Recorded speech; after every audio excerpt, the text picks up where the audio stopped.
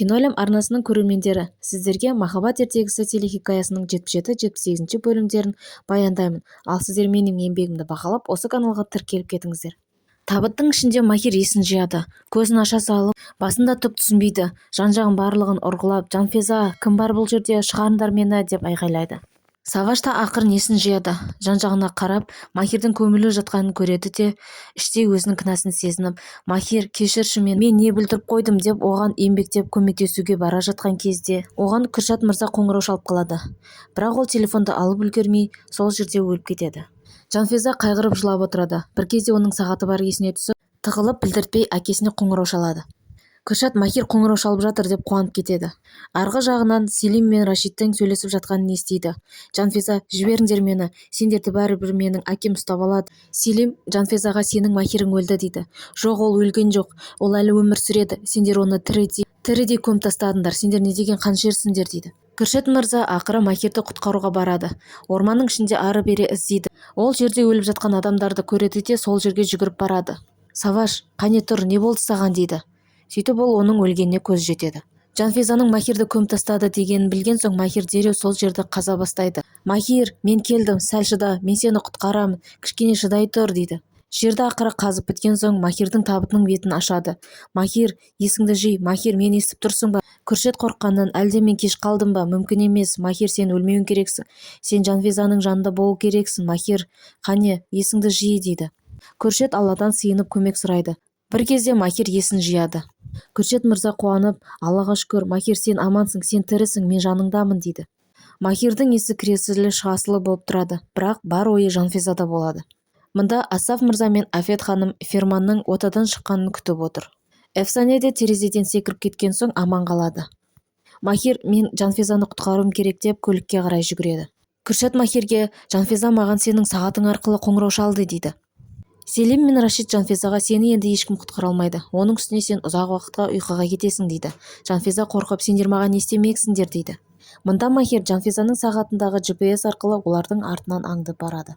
Селим көлікті тоқтатады да Жанфиза қане шық дейді. Жанфиза қарсыласады. Осы кезде Селим Жанфизаның бетін дәрімен тұншықтырып, оны ұйықтатып тастайды. Селим Жанфиза отырған жерден сағатты тауып алады да, қарғысатсын, мына сағатты қара дейді. Рашид бұл не деп сұрайды. Бұл Махирдің сағаты. Жарты сағат бұрын Жанфиза Күршетке қоңырау шалған екен дейді. Селим Рашидке, сен Күршетті қазір тұтқынға алады дегенің қайда дейді. Рашид барлығын анықтау үшін адамдарына хабарласады. Сендер Күршетті қамадыңдар ма дейді. Жоқ, біз тауарларды таптық, бірақ Күршет жоқ дейді. Селим не болыпты дейді. Олар тауарды тауыпты, бірақ Күршет жоқ екен дейді. Рашид Селимге, екеуміз жоспарымызды өзгертейік. Сен басқа көлікпен, мен мына көлікпен кетеміз дейді. Рашид те жол жүріп кетіп баратады. Бір кезде Махир олардың артынан қуып жетеді. Рашид, бұл Күршеттің көлігі ғой дейді. Осы кезде Жанфиза есін жияды. Махир қаруын алып, олардың көлігінің дөңгелегіне атып, оларды тоқтатады. Рашид, сен жақындама, әйтпесе мен Жанфизаны өлтіремін дейді. Махир Рашидті көздеп тұрады. Жанфиза Махирдің тірі қалғанына қуанады. Жанфиза Рашидтің ішінен бір ұрып қашып кетеді. Махир Рашидке оқ атып үлгереді. Жанфиза әкесінің құшағына жүгіріп барады.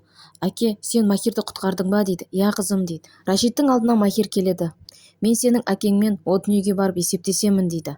Сол кезде Махир, менің әкем жаннатта, ал сен болсаң тозаққа кетесің дейді. Махир Рашидке, сен Алланың алдында есеп бересің дейді. Сол кезде Рашид өледі. Арадан 15 күн өтеді. Мында Махир киініп дайындалады.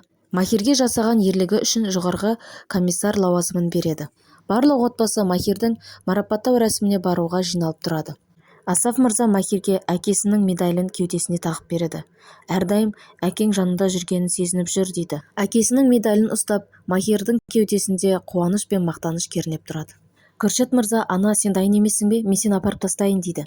Анасы, олар тауарларының барлығын тәркіледі. Енді неге олардан хабар жоқ дейді. Бұл іске Махир куәлік етті ғой, енді күтеміз не боларын дейді. Осы кезде мінеки орамалыңыз дайын деп арғы жақтан Эфсане кіріп келеді.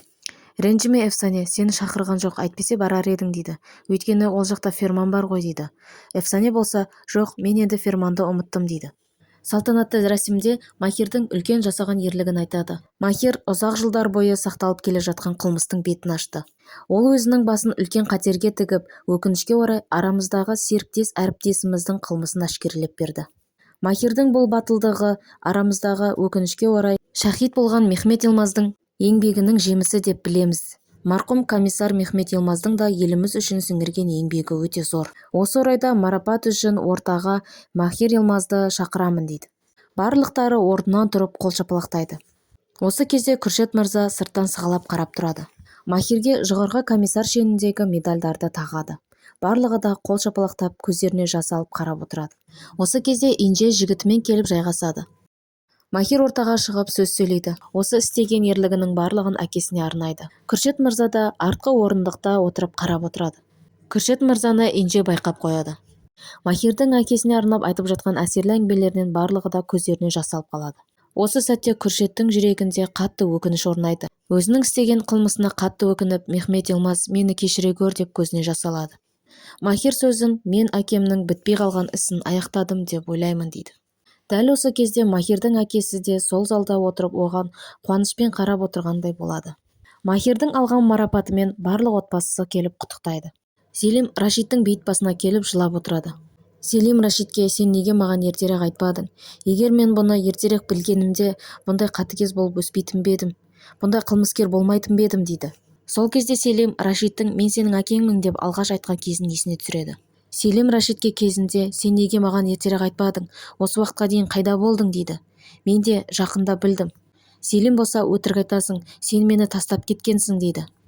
Рашид Селимге, сенің өгей әкең өлген соң, анаң келіп маған сол кезде бірақ айтқан, мен де сол кезде бірақ білдім деген екен. Селим ашуланып, Махир, сен менің әкемді өлтірдің, мен енді сенің сазайыңды беремін дейді. Мұнда барлығы Махирмен бірге суретке түсіп жатады. Осы кезде Күршет мырза анасын алып кетуге келеді. Оны Афет ханым байқап қояды да, сен бұл жерге қай бетіңмен келіп отырсың? Ұлымның өліміне себепші болғаның аздай бұл жерге қалай келдің дейді. Осы кезде Инже, ол марапаттау рәсімін іште отырып тамашалады дейді.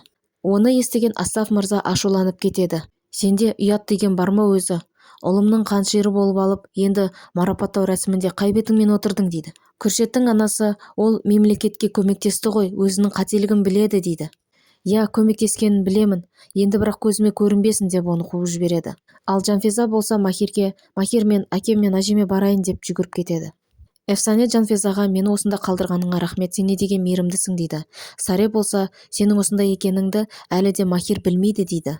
Жанфеза Эфсанеге, Ферман, Афеткүл қызымнан айырылдым деп өзін әбден жеп жүр дейді. Сен оған балаңнан айырылмағаныңды айтпайсың ба дейді. Жоқ, айтпаймын дейді. Онсыз да әйелі ауырайық емес, сол баласымен көңіл ауып кетер дейді. Барлығы кешкі ас ішіп отырған кезде Афет ханым Күршет мырзаның қай бетімен келгенін айтып отырады. Осы кезде Гулизар, не болса да Күршет мырза Махирге көмектесті ғой дейді. Асаф мырза барлығына, енді жетер, бұл әңгімені енді басқа қозғамайық дейді. Олардың әңгімесін Махир естіп қояды. Мен әйелімді алып келуге кеттім деп кетеді. Махир Жанфезаны алып кетеді. Сөйтіп екеуі оңаша әңгімелеседі. Махир, Жанфеза, сен жылағансың ба, саған не болды дейді. Жанфеза, бүгінгі жағдай әкемнің жүрегіне ауыр дейді. Мен оны қатты аяп кеттім. Ол өзінің істеген ісін мойындады. Іштей оған өкініп жүр дейді. Махир болса, сені түсінемін. Қанша дегенмен сенің әкең бәрібір де менің әкемді өлтірді ғой дейді. Махир Жанфезаға, сен де менің отбасымды түсінші дейді. Жанфеза, дұрыс айтасың дейді. Келесі бөлімді жіберіп алмас үшін Киноәлем арнасына тіркеліп кетіңіз.